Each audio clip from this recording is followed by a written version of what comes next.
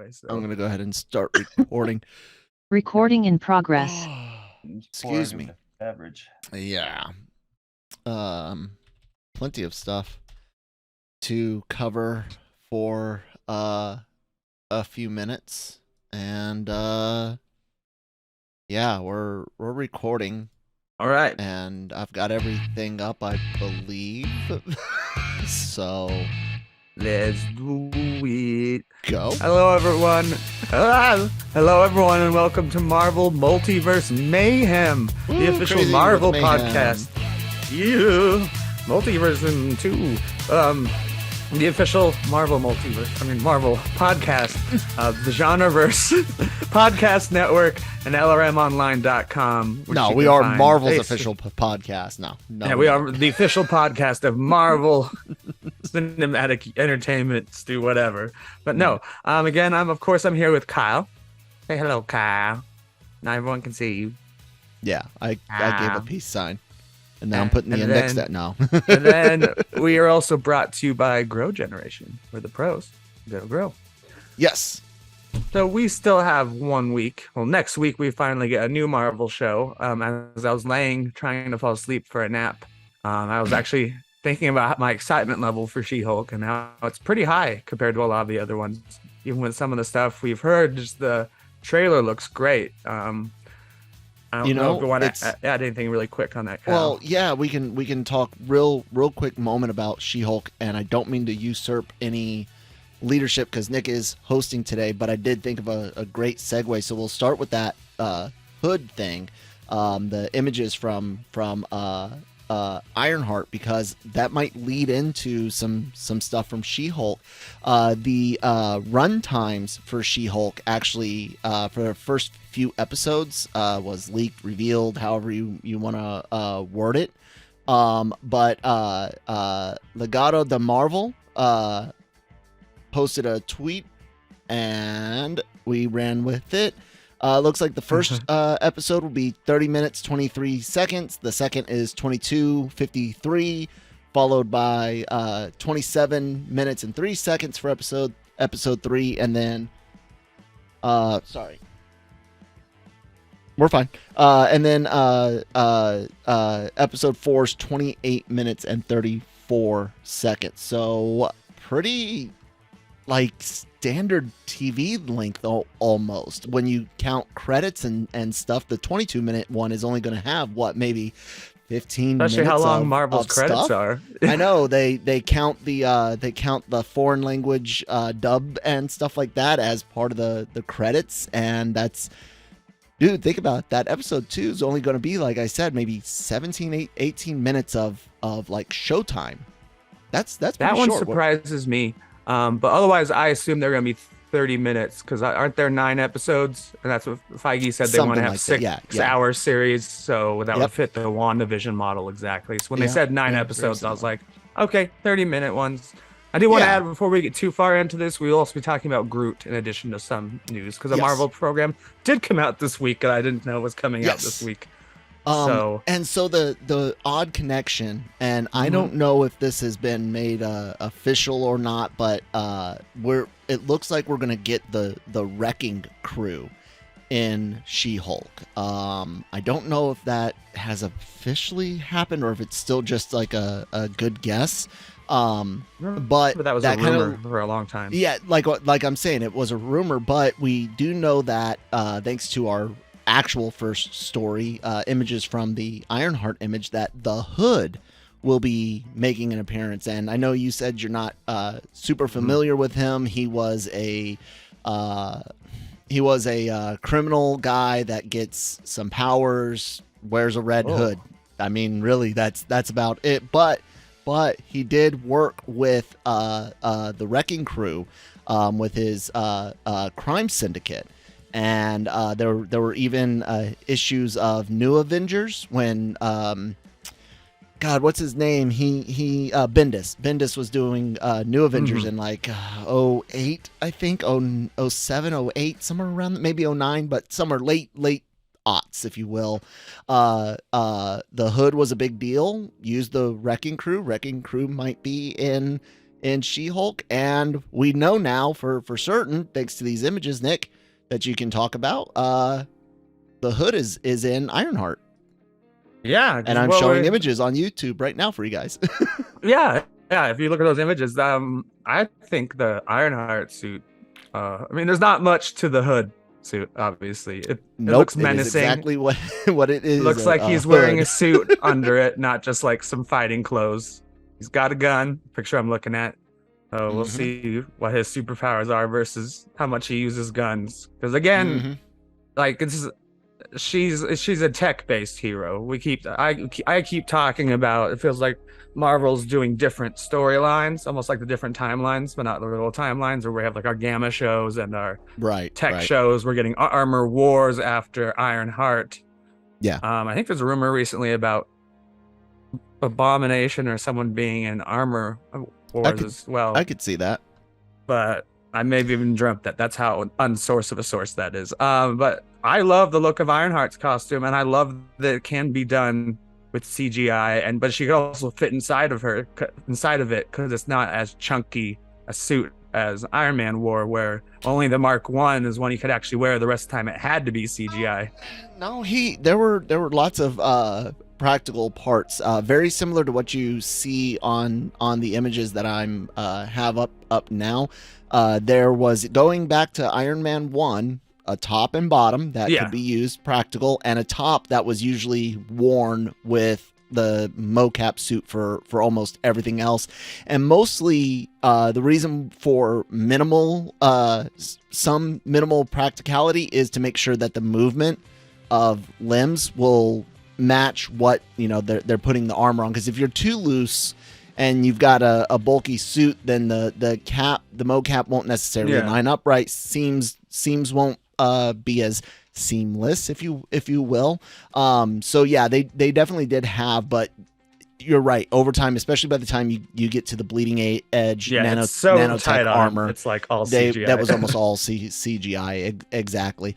I don't know how I feel about this. There's two things that are, going on. One, these are apparently images of her Mark II suit. Okay. The Mark I will, I guess, still be pretty rustic. We might see that, what's being carved out in the Wakanda Forever trailer, where you see the heart-shaped hole being cut from thick plate metal. So this being the Mark II, I'm okay with, but I always thought, and I might be wrong because I've not read any of her comics directly. I was far out of Kate books for the most part by the time she rolled in. She was already kind of advanced. She wasn't building anything in a cave. So the more clunky type stuff, I don't know how it's going to play out, because I always thought she was like already ahead of the curve, if you will. But it looks Marvel-ish. It looks Iron Man-ish. It looks War Machine. It looks fine. I would say, especially like it's War Machine-ish too. Yeah, bigger. Absolutely. So absolutely, that's a good one, Nick. And honestly, looking at now, the mask kind of reminds me of Taskmaster, which is the only negative about the suit. Is now I'm thinking about Taskmaster. I don't really see. I mean, it's a metal mask, so. Do you think part of the reason we're seeing such? I mean, obviously the shots are, some are practical, some are she has wearing the cap. Do you think one of the reasons we're actually seeing a full practical suit is so that it's? I know we're getting a character next week with a full CGI character, but do you think it's to save a little money on CGI? Like put a stuntman in there as much as possible? I think it's just like I was kind of saying. There's times where you need a practical suit specifically for movement, and here you can see that she's been or the suit, there's no sign that the full suit is necessarily her. Most likely it is a stunt person, but you might be running into a situation where you're going to be interacting with a physical character more, and having a whole CGI suit would just be an issue, especially today, given the cost of materials, cost of personnel, cost of everything. Basically, I think in general it would have almost been cheaper to do all CGI, and the fact that they're doing practical I'm guessing means that it's something that they really couldn't do in VFX. So regardless, I hope it works well. Could be. I don't usually wouldn't need an entire suit, but in CGI, sometimes they just need a light reference. Like the arms might not even move. It just might be there to have like, okay, here's the reference for our VFX artist. Maybe. But I assume it could be there'll be someone in there, and it's like really obviously plastic, not metal. They've got a wheelie cart underneath it. It looks they're hooking things up. It doesn't look like just like the stand-ins they use for Rocket when what's his name is not running around on all fours pretending to be Sean Gunn is not pretending to be Rocket. But who knows? I mean, you can't really tell a lot. One thing I do know is that her mocap suit definitely is to enable the animators to make sure it all looks right. The mix between having physical and mocap on her. So yeah, we'll see how it goes. And then there's also this kind of related to it. I don't know if it could be a different identity for the hood, but there's a rumor. I don't know where did it come from. The Illuminati. That the series will feature the son or daughter of Obadiah Stane. Oh yeah, that's been that was a rumor a long time ago. And wasn't he cast this week? Maybe I don't know. I can might be Nick making up shit again, but maybe that's who the hood is. Like, you know, you killed my father. Your mentor who you never met killed my father. Or maybe he was cast in Armor Wars and not even in this. Maybe I remember fitting. Ezekiel Stane has been mentioned. Let's see if I can find something on the MCU side of things. No, all of that is that's not MCU. I don't know. Yeah, we'll see. Maybe we talk about it next week briefly. I see. They say Alden Ironheart. Yes, that's what I saw. Someone is saying, guy. But I don't necessarily. It's not. That's only one or Variety or anything. Yeah, it's only one place I've seen. That's what I pop saw. Up. I was like, oh, the Solo kid. Yeah. So I thought he had been cast in Marvel in some role already, but okay. There is. Next, we're gonna talk about Giancarlo Esposito, who. Everyone's favorite villain actor. There's one complained after this quote that if he had the range to play it, because he's kind of right. He's like, he's not just a villain actor, he's the same villain every time. There's not much difference in it. He's just scary. Like, he's really good at it, like Anthony Starr as Homelander, but he never changes. Yeah. But it looks like Giancarlo Esposito would like to play an entirely different character than I want him to play. We've had this conversation a lot on here about X-Men casting, and ever since it was announced that Marvel was going to buy Fox, I was like, damn, I'd love to see Giancarlo Esposito as Magneto. You typecasting son of a bitch. Yeah, I know, and that's what it's interesting. So Esposito said at the TJH superhero car and show and Comic-Con, they had to combine them because it's Texas. You have a car show in there too. So I have not worked for Marvel yet, obviously. A lot of good cars out there. Yeah, I've been in a room with them and talked to them, and I don't know how Marvel would pass up on this. And he's like, there's been talk of Magneto, there's been talk of Dr. Freeze, there's been talk of who else they're talking about over there? Oh, Doom, and then there's Professor X. Pick one. I'm going to go for something a little bit different. I'm going to go and put it out in the universe. It is Professor X. So he wants to play Professor X, which now I am actually in favor of that instead of, based on the guy's tweet the other day, I am in favor of that over Magneto because it would be interesting seeing him play a good guy. Yeah. And one of the things you and I and others here on the Genreverse Podcast Network's Daily Cog, and I don't know if you guys have discussed him on Breaking Geek. Even though I produce the show, I don't pay any attention. I'm joking. I got a brain injury and can't remember everything. Anyways, that casting comes with less expectations in a way. And before people get mad at me, hold on. It comes with less expectations of certain history. We've discussed Magneto has to suffer bigotry in two forms. One as a human, whether that's religious, racial, whatever, and second as a mutant. And then we've discussed how, you know, it's really hard to compare anything to the Holocaust, which is Magneto's comic origin, unless you start going outside of Europe or America if you want a certain age, right? Unless you're going to play with time travel and multiverse and that way. Xavier, on the other hand, he's just a decent person, you know, who's got history with Magneto, of course, but Charles doesn't have to be any particular race, religion, doesn't even really have to come through from any particular time, other than, like I said, needing to have some sort of history with and an age with Magneto, a close enough age, right? That really be his only restriction. Other than that, so for me, it is a much easier cast to sell. An easier one to, and that's not taking anything away from either role or Carlos Giancarlo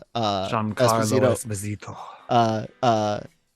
It's not taking anything away from them. Again, I've been pointing out it's a very, very dangerous in a way casting Magneto, because you're locking yourself into some things, and everything's going to be compared to whatever trauma he goes through. People are literally going to look and go, how does that compare to trauma of the Holocaust? Like I said, for the most part, especially in Western countries like the U.S., most of Western and Central Europe, there's not really anything in the last 30, 40 years that comes anywhere close to that, you know. So it'll be interesting. What do you think about? You say you're more excited about him doing a good guy now than a bad guy. It. Though I also I really don't want him to be Doom. I mean, he's listing the fan casting. Yeah. He's not listing the things he's talked about necessarily. Because why hide his best feature as a villain is his face. I think it's his voice. His voice too, and that would be interesting. I was making a big deal the other week that he should let Professor X be from Philadelphia. God damn it, he's been cast British the last 2 times. But it's like, I don't kind of care if he's from South America or wherever Giancarlo Esposito's from. Like, that really doesn't matter. Any American? Yeah. You mean his ethnicity? You don't. I said Southern America. Well, I mean, like, he's probably he has the accent. Don't drop the accent. So he was probably born and raised partially in South America. So it's not like he's throwing on the same accent for Star Wars, and it's his real accent. I mean, I guess he could put on a Philadelphian accent, but I don't know why bother. That's another one of his things is his voice. I would say that makes him so powerful. And though it's a don't throw him behind a helmet before. I don't want him as Doom, but I actually like the idea of him as Mr. Freeze also. But again, it's just playing into the trope of, hey, I'm the best villain actor out there. Just make me a villain again. So yeah, no, dude, he was born in Copenhagen. He's an American. You know, Americans do have accents. Born and raised in America. Thick accent. Dude, oh my God. You used to live in California. Nick, we're going to continue on because that's, yeah. Maybe it's because he's good to go. He's played, what was a fictional version of a Cuban character in Far Cry. And then, of course, he's maybe from even farther south in Mexico. But I think it's South America, not even Mexico in Breaking Bad. His father is Italian and his mother is African American. Damn. Oh, he probably is throwing on an accent for those 2 roles, and then I just assumed he had the same accent in Star Wars, and I think he does. I don't know. I don't think he has the accent in Star Wars, and like I was saying, even with an accent, it's very. I know lots of Americans born and raised, but because of where they were raised, they are around a subset sometimes. Community that still has heavy accents. So yeah, let's continue on, Nick. Okay. And with that, unless you have anything more to say about that, Kyle, let's get a word from our sponsor. Grow Generation, where the pros go to grow. For all of your cultivation needs, Grow Generation has the right products, service and staff to make your grow successful. Go to www.growgeneration.com where the pros go to grow. Thanks for sponsoring Grow Generation. Is it over? Yeah, it's Okay, over. it's That's over. I was welcoming us.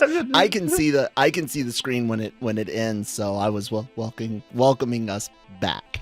So we have I guess you call it a TV show, even though they're billed as 5 different shorts, which kind of made that was them harder to annoying. find. Yeah, That rather was than very being- annoying. It's not even like the Groot collection. It's like we recommend I Am This Groot one and Guardians of the Galaxy. This one And episode. That was Yeah. awful, Disney. Seriously, guys, put all of those under one thing. but we got some really cute I Am Groot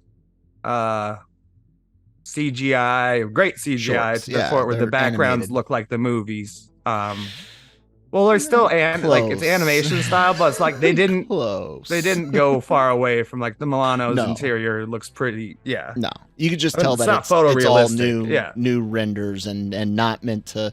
It was really close though. It Rocket, was. didn't you think Rocket looked exactly the same? Very stiff. No, he was Okay. very, very stiff. Animation for Rocket, but good. I mean, textures were mostly. It was video game-ish, Yeah. and that's okay. Yeah. I But, enjoyed them. Me too. I find that's kind of a lost art, like doing shorts without dialogue really much in them. Like 4 of them have no dialogue. It reminds like me the of old Looney Yeah. Tunes and silly Yeah. silly symphonies from Disney. Yeah, exactly. Because now they're all like I've seen updated versions of the Looney Tunes Mm. on HBO Max, and like now they're like full phone conversations and stuff going on. You used to Whereas just back get then it was rabbit like, season, no duck season, Yeah. and what's up, or Doc, like, and that was what's about up, it. Doc? Yeah, or like the whole one with the Mozart or whatever, where it's all being like yep. I think of those, or even the Boys did a great job with that. Boys Diabolical, the first episode by Seth Rogen and Evan Goldberg. That just went on too long. It was longer than most Tex Avery style Yeah. cartoons. but it was so And it was refreshing. like it was good. It was good. But these I really found them very. I like slapsticky stuff. I'm a big Monty Python Flying Circus fan. I like old Benny Hill, Three Stooges, Abbott and Costello, like that. That's comedy stuff that I love to this day, and this provided that. The out of all 5 of these shorts, I think the little guy was probably my favorite. That's the one with the little alien. I was going to ask you which one's your favorite. That was my favorite too.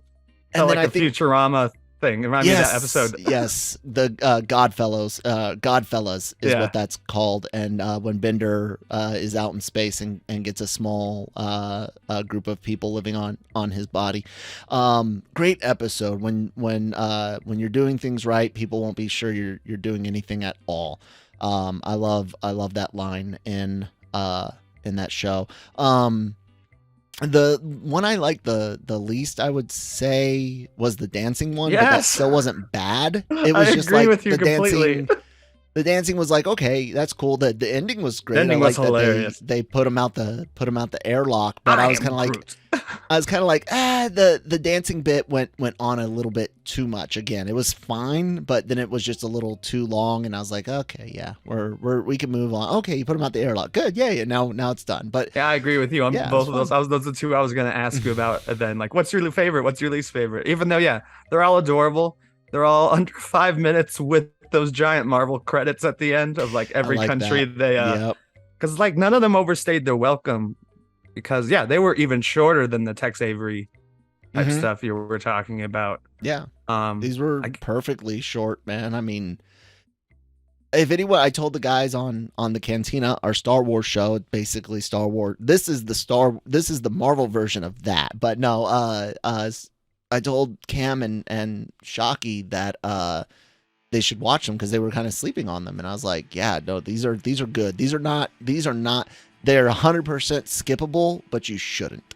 because technically it is, yeah, it's canon. It's just these are little tiny moments in Groot's life where no one else is around except for the last episode where we get Drax in the shower. And Gunn said this isn't canon for him, but Gunn doesn't consider anything. And that's why he doesn't want to be canon. Anything he didn't. Well, because I was wondering about that watching it. I watched the credits very closely.